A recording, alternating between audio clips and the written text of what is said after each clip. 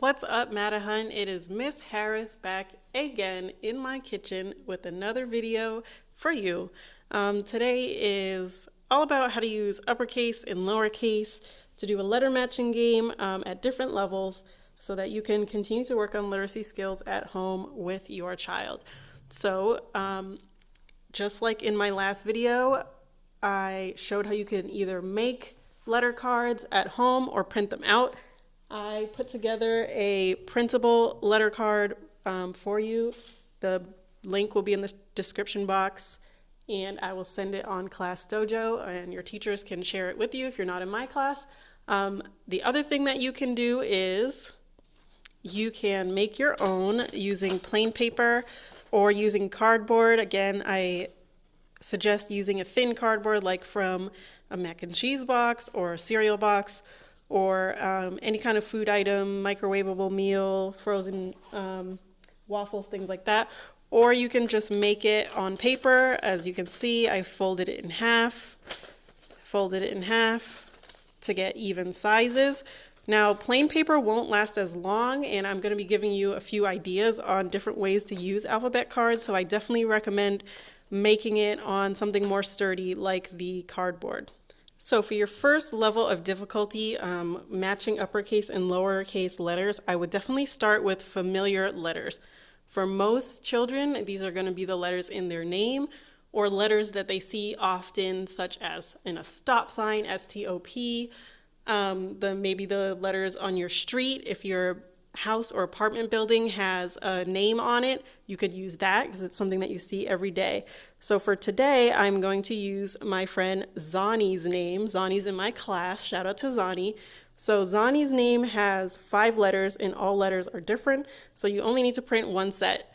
Make sure you plan in advance so that if you need to print out multiple sets and make extra letters, you know that before you start with your kid. Okay, so I've cut out the letters for Zani's name, the uppercase letters and the lowercase letters. So at home, you would want to give your child the letters all cut out. You could add a little challenge by adding some extra letters that are not in their name. But basically, you want them to start matching the letters. They don't necessarily need to spell out their name, but I will just because I wanted to shout out to Zani. So we want to make sure that we have the uppercase matching with the lowercase.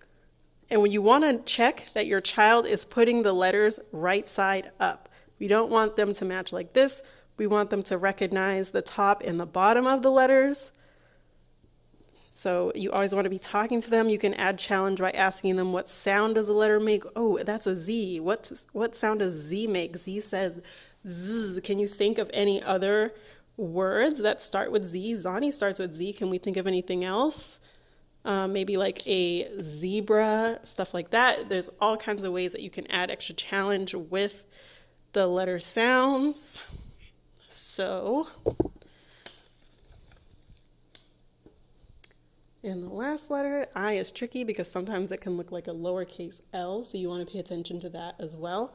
So there we have it, Zani. The uppercase letters on top, lowercase letters on the bottom.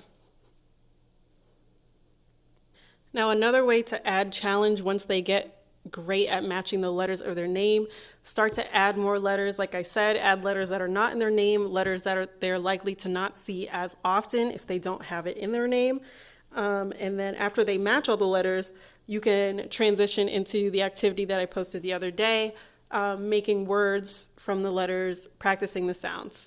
Now, the next way that you can create challenge with uppercase and lowercase letter matching is by practicing tricky letters. Now, these 4 letters tend to trip up a lot of students because when they're in their lowercase form, they look really similar. So I have added to the document a couple different versions of the letters. One that has a line underneath so that you know which way is up. That makes it a little bit easier. So P, Q, D, and B with a line underneath so that they know what side is up. Because otherwise, these letters, if you rotate them, they all pretty much look so similar that kids are going to have a really tricky time. But that's the whole point. You're trying to challenge the students to match them. So when you have the uppercase letters, you want to make sure that each of those letters, P, B, Q, and D, have a lowercase form that's facing the right way. So as you can see, once you add in the uppercase letters, it becomes easier to see where you've made a mistake. So you want to help your child turn the letters so that they're the right way. As you can see, that's not going to work. We need to have the line on the correct side. And we want to turn those letters around and make sure they match. If you're going to use the printable version that I posted below, you'll see that at the end of every option, the letters without an underline are going to be at the bottom of each set of letters so that you can choose which one you want to print. That's another way to add challenge, especially when kids are confident with all the letters of the alphabet. Being a little bit tricky with these 4 lowercase letters can add a lot of difficulty. Now, another way to add difficulty after practicing tricky letters and starting out with familiar letters, once your kid gets more confident with certain letters, you can again do this at every level. Once they're confident matching the uppercase and lowercase letters of their name, try to go faster. You can use a stopwatch on your phone, a stopwatch on your watch if you have one. See if they can beat their speed and make the number be smaller each time. You can continue to add challenge by making it faster and faster every time you start adding in more letters. So that's a great way to make it competitive if you have multiple kids in the house at a similar age group, or if an older sibling wants to help out with the tutoring of your younger child. It's a great way to be a little bit competitive and have a little bit of fun. Lastly, another way to add more challenge with matching uppercase and lowercase letters is by trying different fonts.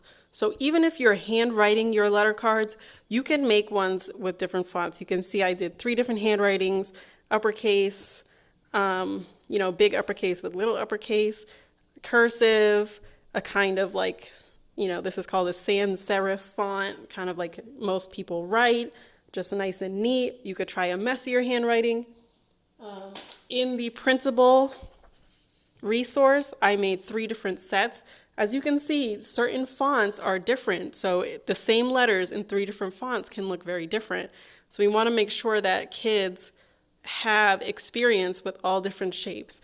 Usually when they're reading books in school, it's going to be mostly looking like this, with an A with no top line, but some people handwrite like this. Certain types of books may have letters like this.